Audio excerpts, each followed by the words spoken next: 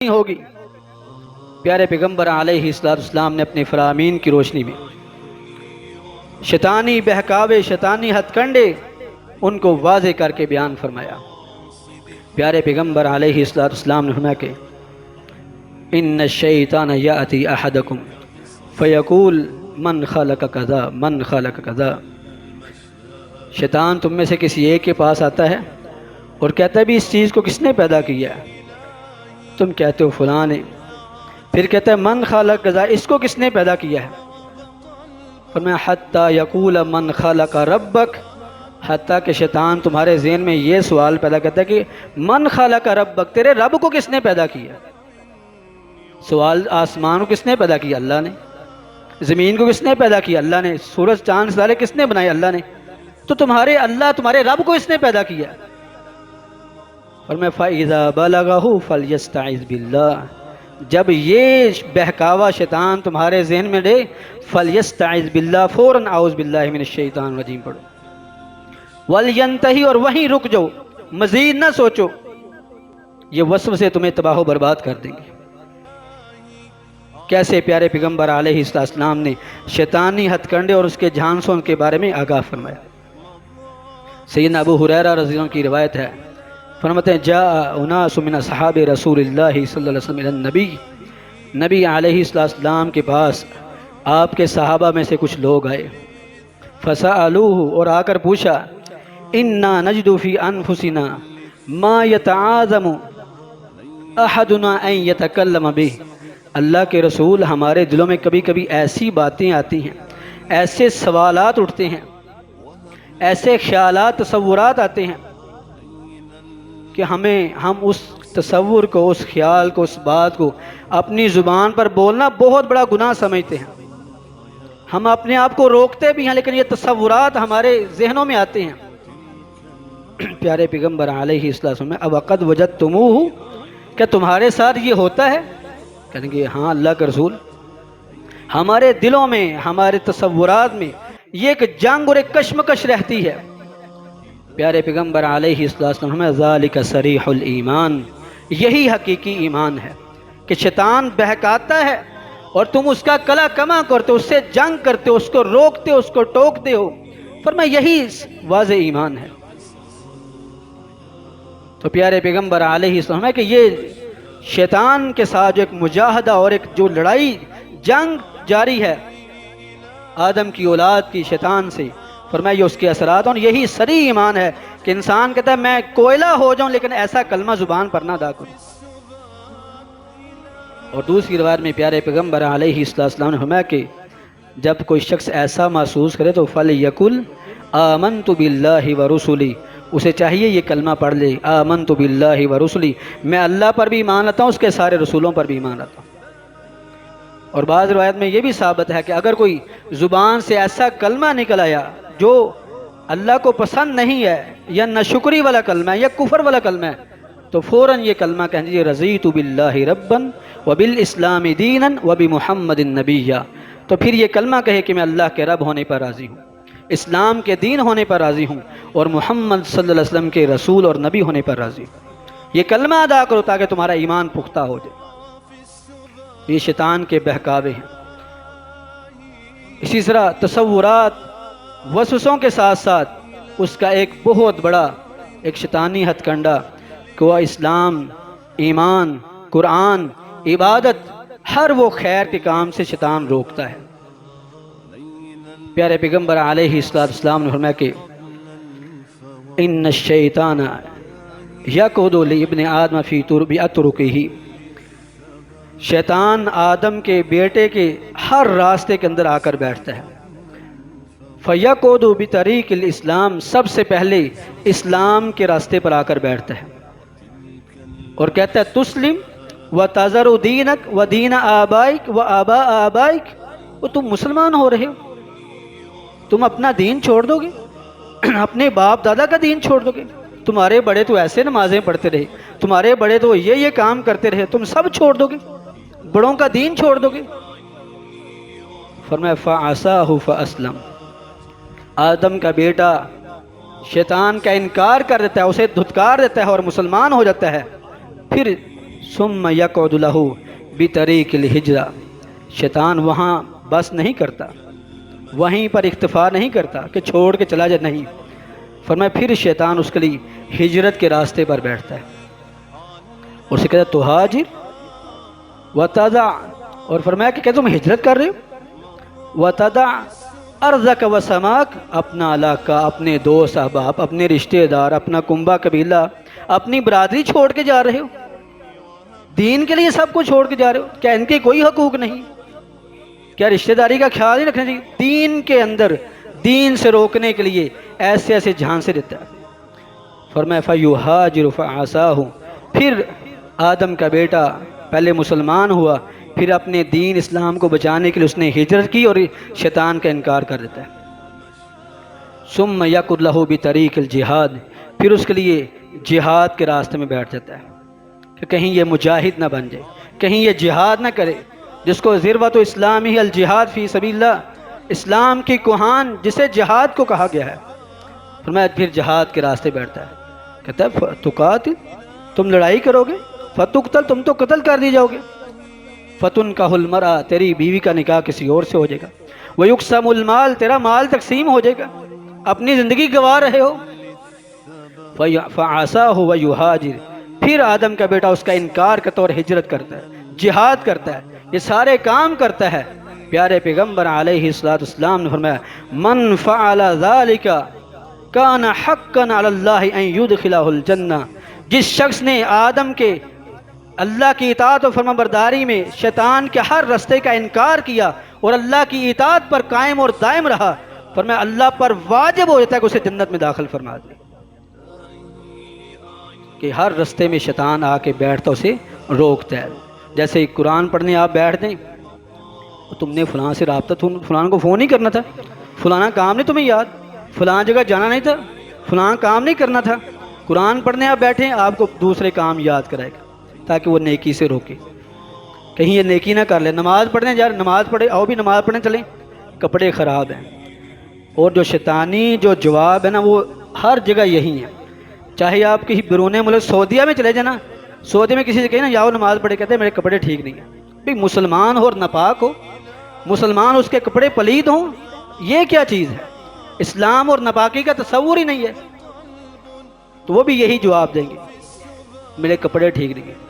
اگر کپڑے ٹھیک ہے، اگر چل بھی پڑا تو پھر شیطان خیال میں ڈر کیا بات ہے بھئی، لوگ بیٹھے ہیں تم نماز پڑھنے جا رہے ہو، بڑے نمازی ہو تو بھی تم بڑے تو اچھے آدمی ہو، تصورات میں اسے ریاکاری کا جھانسا دے کر، اگر پھر بھی اس کا انکار کر کے مسجد میں پہنچ گیا، پھر مسجد میں وضو کرنا شروع کیا، نبی علیہ السلام کہ ایک مخصوص جنس ہے شیاطین کی جو صرف وضو کے اندر خلل پیدا کرتے ہیں، کہ جو ہی بندہ وضو غلط کرے گا، وضو نہیں تو نماز نہیں، تو میں پھر وضو کے وقت شیطان اپنا پورا زور لگاتا ہے، اگر وضو کر لیا ہے نماز کے لیے کھڑا ہو گیا، پھر کہے گا اذکر قضا و قضا، او فلاں کام یاد کرو، فلاں تم نے کام نہیں کرنا تھا، فلاں کے پاس جانا نہیں تھا، پھر اسے جان سے اور تصورات تخیلات کی دنیا میں لے جاتا ہے۔ اور اگر نماز پڑھ لے اور نماز کے دوران نماز یا تو امام سے پہل کرنے میں اپنی نماز باطل کروا لیتا ہے، اور اگر نماز پڑھ بھی لی ہے تو پھر نماز پڑھنے کے بعد بھی نہیں چھوڑتا، اس سے کوئی نہ کوئی ایسے گناہ کروائے گا تاکہ اس کے اعمال تباہ و برباد ہو جائے، یہ پورا اس کا زور ہے۔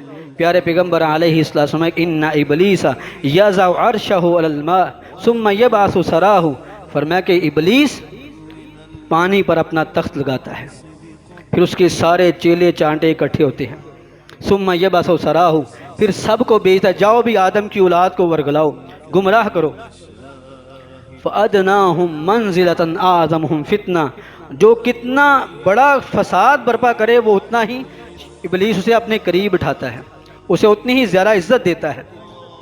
فَيَجِيءُ أَحَدُهُمْ وَيَقُولُ، ایک شیطان واپس آتا ہے کہتا ہے فَعَلْتُ وَكَذَا وَكَذَا، میں نے یہ فلاں آدمی سے یہ گناہ کروایا ہے، اس سے بدکاری کروائی ہے، اس سے یہ گناہ کروایا ہے، کہتا ہے مَا صَنَعْتَ شَيْئًا، تو نے کوئی بڑا کام نہیں کیا، پھر دوسرا ہے، پھر کہتا ہے یہ بھی اتنا بڑا کام نہیں ہے، حتیٰ یأتی یجیء احدہم فیقول، حتیٰ کہ ایک آ کر کہتا ہے ما ترکتہ حتیٰ فرقت بینہ وبین اہلی، میں دو میاں بیوی کے پاس گیا اور میں نے اتنی دیر تک ان کو چھوڑنی جب تک وہ ایک دوسرے سے لڑائی نہیں کر لی. لڑائی کر کے بیوی کو گھر سے اس نے دھکے دے کر نکال دیا، پھر میں واپس آیا ہوں.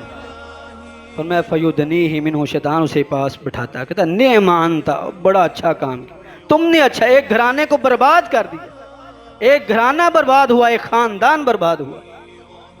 تو اس نے شاباش دیتا ہے، انہیں اپنے قریب بٹھاتا ہے. یہ شیطانی دشمنی ہے.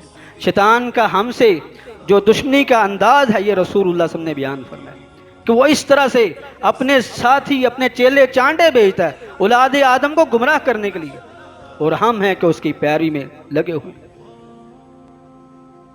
تو بھائیو، اللہ ہمیں شیطانی ہتھ کنڈوں سے محفوظ فرمائے. پیارے پیغمبر علیہ السلام، آدم کا بیٹا بیٹھ سوتا ہے، اس کے سر پر، اس کی گدی میں اس پر 3 گریں لگاتا ہے. یعقد الشیطان علی کافیۃ رأس احدکم اذا هو نام، جب آدم کا بیٹا سوتا ہے تو اس کے سر پہ 3 گرہ لگاتا ہے، اور پھر ہر گرہ لگا تو کہتا ہے ارقد علیک نم علیک لیل طویل، سو جاؤ، رات بڑی لمبی پڑی، ابھی تو بڑا وقت ہے، ابھی تو 25 منٹ باقی ہیں جماعت کھڑی ہونے میں، ابھی تو 20 منٹ باقی جماعت. جو ہی وہ کہتا ابھی بڑا ٹائم ہے، تھوڑا سا اور سو لیتا ہوں، تو پھر اٹھتا تھا جب جماعت نکل چکی ہوتی یا سورج طلوع ہو چکا ہوتا ہے. فرمایا ایسے شیطان اسے بہکاتا ہے.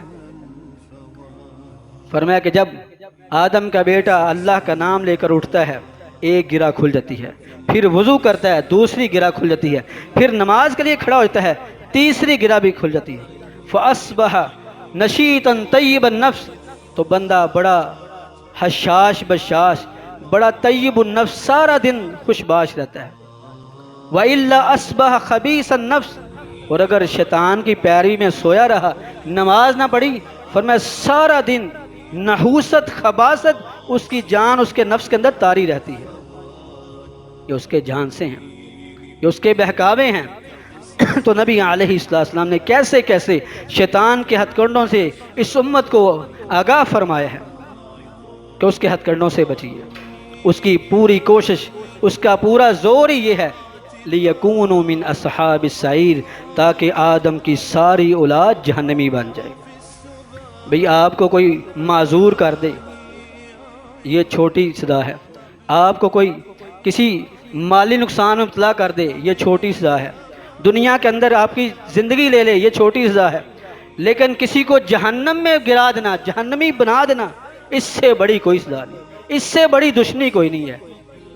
انما یدعو حزبہ لیکون من اصحاب السعیر، اور وہ صرف اپنے چیلے چانٹے، اپنے پیروکاروں کو بلاتا ہی اس لیے تاکہ یہ سب جہنمی بن جائیں. اللہ ہمیں جہنم سے محفوظ فرمائے. یہ شیطان کے ہتھ کنڈے ہیں، یہ اس کے وسوسات ہیں. کبھی تقدیر کے لحاظ سے نبی علیہ السلام نے فرمایا کہ کبھی انسان کے لیے لو کے دروازے کھولتا ہے، کاش کے دروازے کھولتا ہے. یہ انسان ہائے ایسا کیوں ہو گیا، ایسا نہ ہوتا. پیارے پیغمبر علیہ السلام نے فرمایا کہ المؤمن القوی خیر و احب الی اللہ من المؤمن الضعیف، قوی طاقتور مومن ضعیف کمزور مومن سے بہتر ہے. وفی کل خیر، لیکن خیر دونوں کے اندر ہے، خیر ہر ایک کے اندر ہے. مومن قوی ہو یا کمزور ہو، لیکن خیر دونوں میں پائی جاتی ہے. فرمایا احرص علی ما ینفعک، جو چیز تمہیں دنیا آخرت کا نفع دیتی ہے اس کو اپنانے کے لیے کوشش کرو. ٹھیک ہے، وَاسْتَعِن بِاللَّهِ، کوشش کرو، اللہ سے مدد مانگو. وَلَا تَعْجِزَن، اور ہاتھ باندھ کر بیٹھ نہ جاؤ خود ہی میرے پاس رزق آ جائے گا، نہیں، محنت کرنی، کوشش کرنی ہے. اور پھر فرمایا کہ اگر یہ سب کچھ کرنے کے بعد فَإِنْ أَصَابَكَ شَيْءٌ، اگر تمہیں کوئی تکلیف پہنچتی ہے، کوئی دکھ پہنچتا ہے، کوئی نقصان پہنچتا ہے، تو پھر یہ نہ کہو لو انی فعلت کذا لکان کذا و کذا، کاش میں ایسا ایسا کر لیتا تو ایسے ہو جاتا، کاش میں وہاں نہ جاتا میں بیمار نہ ہوتا، کاش میں وہاں نہ جاتا میرا ایکسیڈنٹ نہ ہوتا. ولیکن کل، تم یہ نہ کہو بلکہ یہ کہو قدر اللہ ما شاء وفعل، یہ اللہ کی تقدیر ہے اور اللہ جو کرتا ہے بہتر کرتا ہے. تم اللہ کی تقدیر پر ایمان لے آؤ.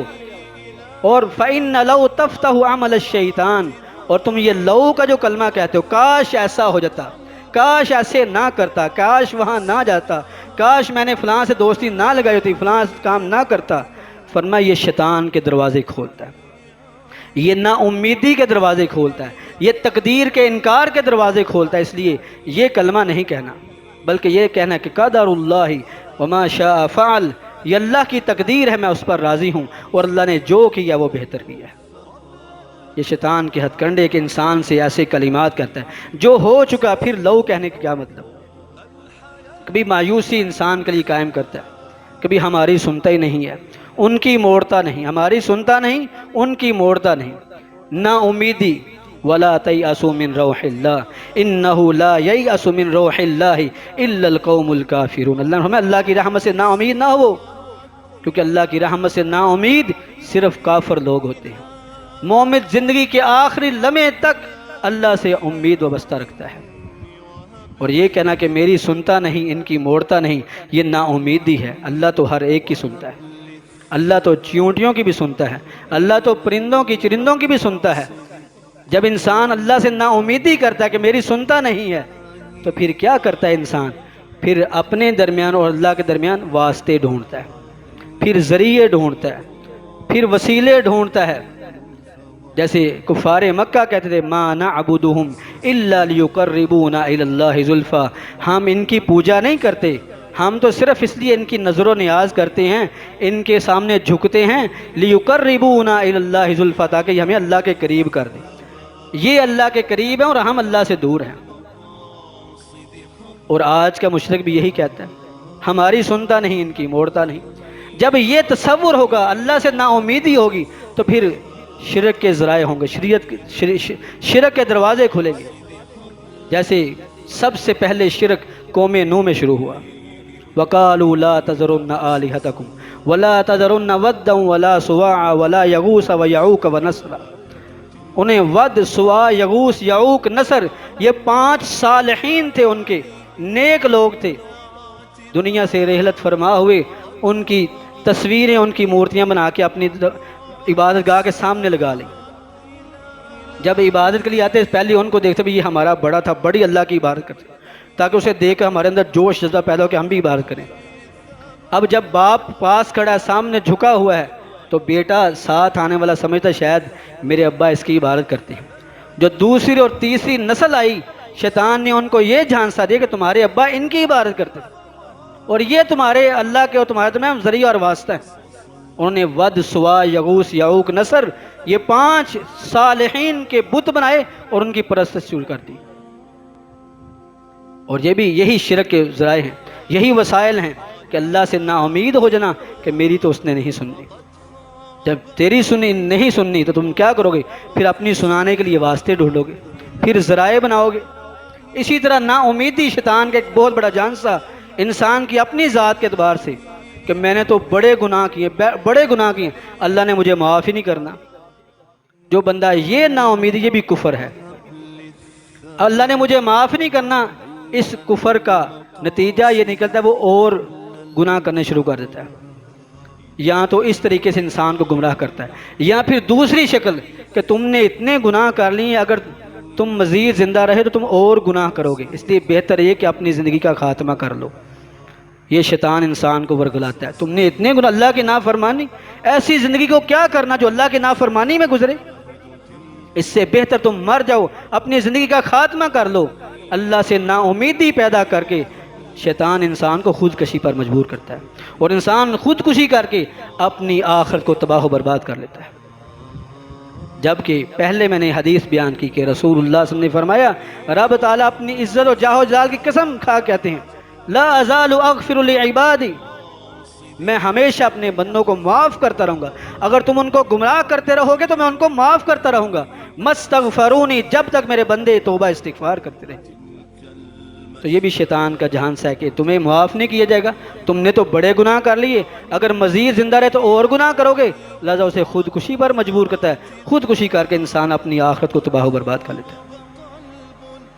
تو یہ بہت سے شیطانی جھانسے ہیں جو پیارے پیغمبر علیہ السلام نے اپنی فرامین کی روشنی میں بیان کیے۔ باقی انشاءاللہ آئندہ خطبے میں بیان کیے جائیں گے، جو کہا جو سنا، اللہ عمل کی توفیق عطا فرمائے۔ سبحان ربک رب العزت عما یصفون وسلام علی المرسلین والحمد للہ رب العالمین۔